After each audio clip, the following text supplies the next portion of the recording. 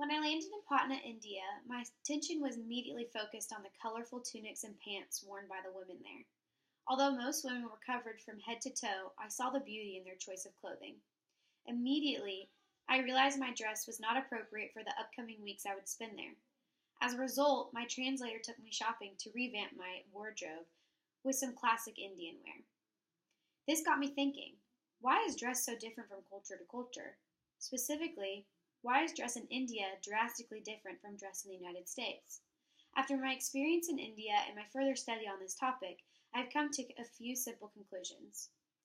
First, the history and culture of India is extremely different from the history and culture of the United States.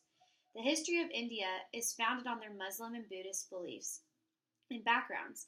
Author Caroline Oscilla noted that strict religious rules led to the modest covering of the whole body for women. Eventually, they were able to allow their heads to be shown and sometimes their feet, but the rest of their body was generally covered up. There isn't a ton of freedom in India for women as well, and so no one tried to push the boundaries of clothing in that area.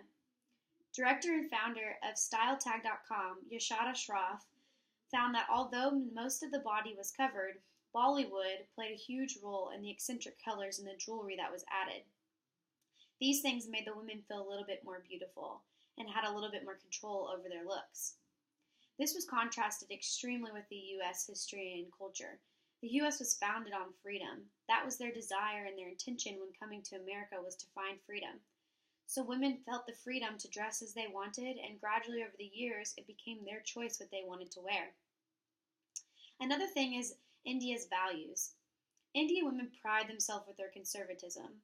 They believe their dedication to modesty benefits the men in their culture from being immoral. They value tradition and they value gender roles. They value tradition in the sense that from the beginning they just knew that they were supposed to cover their bodies, and so that didn't change when the future came. And they value gender roles. Men didn't have a lot of specifications on their dresses and dressing, but women did, and so they had to continue with that. They also value their religious rules. Because they were founded on Muslim and Buddhist beliefs, they decided to stick to that and to not be told differently. Another huge aspect was their desire to look a certain way outwardly. When I was in India, I had several conversations as to why they had to cover their whole bodies, and they gave me the long answers of their history and culture and their religious views. But the funny thing was, is they said they wanted to have fair skin. They would always tell me how beautiful my skin was and how much they wanted to have fair skin. And I just thought that was so interesting because a lot of times we as Americans spend our time trying to have darker skin like theirs. In conclusion, I feel like we always want what we don't have. In culture to culture, people dress differently, they look differently, but it's a part of who they are and who they were created to be. So I think it's just great. The U.S. breeds women who get to choose what they want to wear. And in India, you see that a little bit too in the way that they accessorize themselves and have jewelry, and they take pride in their outfits. And I think that's really awesome.